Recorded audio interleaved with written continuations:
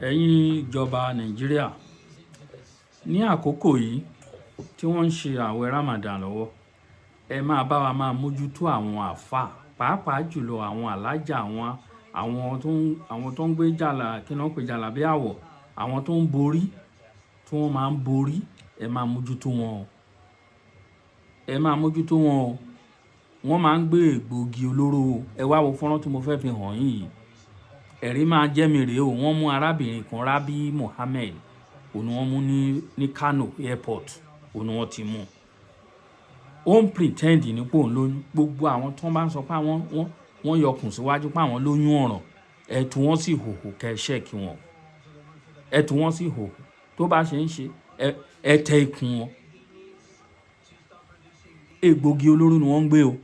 Ẹ wá wo arábìnrin yìí sìn. Ẹ rí bí wọ́n ṣe dójú tì. Ó fẹ́ lè máa tọ̀ sára.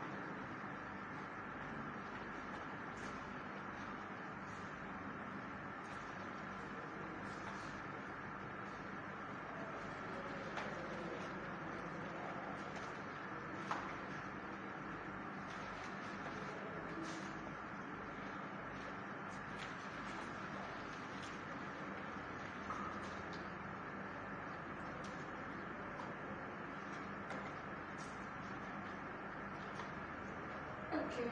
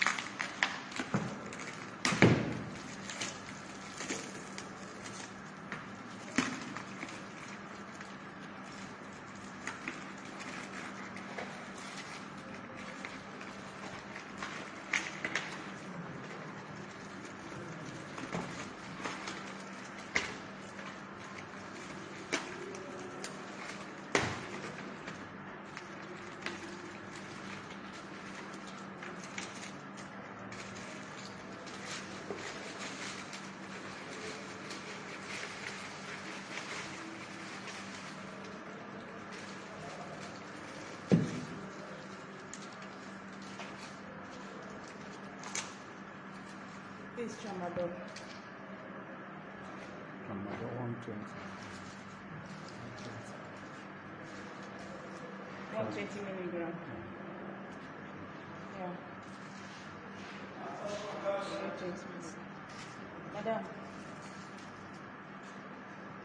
What is it? 120. 120 what? Medium of what? What do you buy my phone? Medicine. Okay. Where are you taking it to? Where are you taking it? Where you dey carry am dey go? You dey enter Benin. Okay. Welcome.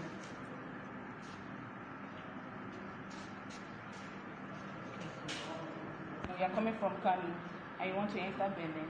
Yeah, exactly. Kano.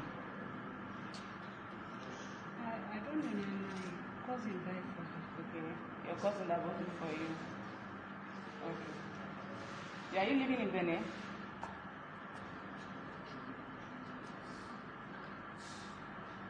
How much is the medicine? 230,000. Oh, The one pack, one roll. The one roll in 5 packets. It's okay. kì í ṣe àsọdùn ó lẹ́wù yẹn ó ń pretend pé òun lóyún nígbà tí ọ̀pálábá ẹ̀ ségi àwọn tó kó sí airport tí wọ́n sín ojú wọ́n mú wọ́n bẹ̀rẹ̀ sí í tú yẹ́lẹyẹ̀lẹ wọ́n tú wò ẹ̀rí calabash ló gbé àwọn egbògi olóró òun ló dì sínú ẹ̀ àfẹ́ máa dárúkọ ẹ̀ òun ló dì sínú ẹ̀ gbogbo ẹ̀ náà lẹ ti gbọ́ tẹ́ ti rí yẹn ó wá gbé calabash wá dàbí pé ẹni tó lóyún ó wá fòkùn dí lẹ́yìn tó bá rí wọn rò pé lóyún torí àwọn aṣọ wèrè aṣọ olóòórùn tí wọ́n ń kó wọ̀ kiri ẹni tó yẹ kó máa gbàwẹ̀ ṣe rí wọn torí wọ́n mọ̀ pé irọ́ làwọn ń pa Ànábì Mohamed sálàlẹ́kù wàhálà wọ́n mọ̀ pé irọ́ làwọn ń pa if not so ṣe bí oṣù kí ni wọ́n máa ń pè gan-an lámìlànà bí oṣù yọ̀ṣẹ̀ àmì ìmọ̀ bọ́ ṣe ń sọ ẹ ní bẹ̀rù Ọlọ́run rárá irọ́ lẹ́ ń pa irọ́ ti di tíì lẹ́nu yín irọ́ pípa ó ti di tíì lẹ́nu yín ẹ̀wọ̀n gbọ́rọ̀gbọ̀rọ̀ ó ní kẹ́wọ̀n fún arábìnrin wọ́n pọ̀ bẹ́ẹ̀ yẹn máa mójútó wọn even though àwọn ọkùnrin wọn sẹ́ẹ̀ ẹ máa sojú sí wọn lára tó máa sọ pé àwọn lọ sí Mẹ́kà àwọn lọ sí ájì àwọn lọ sí rádaràdà tó lọ ń wèsì owó wọn dànù ẹ mójútó wọn lára kẹ́ ẹ ṣẹ́ẹ̀kì wọn dáadáa ẹ ṣẹ́ẹ̀kì wọn kẹ́ máa tú gbogbo ẹrù wọn yẹ́lẹyẹ̀lẹ wò ẹ tú gbogbo ẹrù wọn yẹ́lẹyẹ̀lẹ onírọ́ ni wọ́n o ẹ má jẹ́ kán gbèrú yín látẹ̀yìn o ẹ máa gbé gbòógì olórí ẹ máa fi ba táyé ọmọ ẹni ẹlẹ́ni jẹ́ at the end of the day ẹ dẹ̀ lọ kírun ẹ wọ àwọn tó ń pààyàn àwọn tó ń bẹ́ni lórí kó tó di kó wọ́n ṣiṣẹ́ ibi yìí wọ́n á kọ́kọ́ lọ kírun sí Ànábì Muhammad tó rán wọn níṣẹ́ kí ni ìyàtọ̀ nínú àtàwọn eléyìí tó ń gbé gbòógì olóró kiri tí wọ́n bá mú èèyàn 50 ní airport lénìí ẹ lọ máa wo orúkọ àwọn tẹ́ ẹ bá ń bẹ̀ àwọn ẹlẹ́sìn mùsùlùmí ló máa pọ̀ jù ń bẹ̀ kì í ṣe pé àwọn ẹlẹ́sìn tó kù wọ́n ń sínbẹ̀ o ṣùgbọ́n èyí tó pọ̀ jù là ń sọ yìí bó ṣe rí làwa ṣe máa wí o bẹ́ẹ̀ ni mo sọ ẹ jẹ́ ká gbìyànjú ká máa ka news nǹkan ń bẹ o lórílẹ̀‐èdè nǹkan ń bẹ o oríṣiríṣi nǹkan là ń rí oríṣiríṣi ìròyìn àbáàdì ìròyìn ibi ìròyìn burúkú ìròyìn ebú òun lèèyàn máa ń rí 35 years old ni woman tẹ̀ ń wò yìí ẹ̀rí bó ṣe sọra ẹ̀dá arúgbó nítorí ẹ̀sìn ó káṣọ wọ̀ tí bá ń ṣe orúkọ ń sìn ni àwọn ọmọ ẹlẹ́sìn mùsùlùmí wọ́n á ti parọ́ wọ́n ló fi aṣọ tó wọ̀ wọ́n á ló fi ba ẹ̀sìn wọn jẹ́ ni ṣùgbọ́n ẹ̀ orúkọ tó wà ń bẹ̀ Rabi Mohamed òun lorúkọ tó ní síbẹ̀ gbàgbàgbàngbà ẹ wá defend ẹ̀ now come out and defend this ẹ lọ ka ìwé ìròyìn Vanguard ẹ ka Daily Post ó wà ń bẹ̀ àbí kí n náà pè Tribune ẹ lọ ka ìròyìn kẹ́ẹ̀rí kì í sàsọdùn kì í sọ àsọbà yín ní ẹ̀sìn jẹ́ irọ́ o mi ò bẹ̀rẹ̀ sí ẹlẹ́sìn jẹ́ o bẹ́ẹ̀ ni mo sọ ẹ mójútó wọn o agbésùmọ̀mí ni wọ́n o agbésùmọ̀mí ni wọ́n àwọn akótilétà ni wọ́n bó ṣe jẹ́ nìyẹn o ẹ jẹ́ ká tú àṣírí wọn sí gbangba káyé rí wọn kò jù bẹ́ẹ̀ yẹn lọ.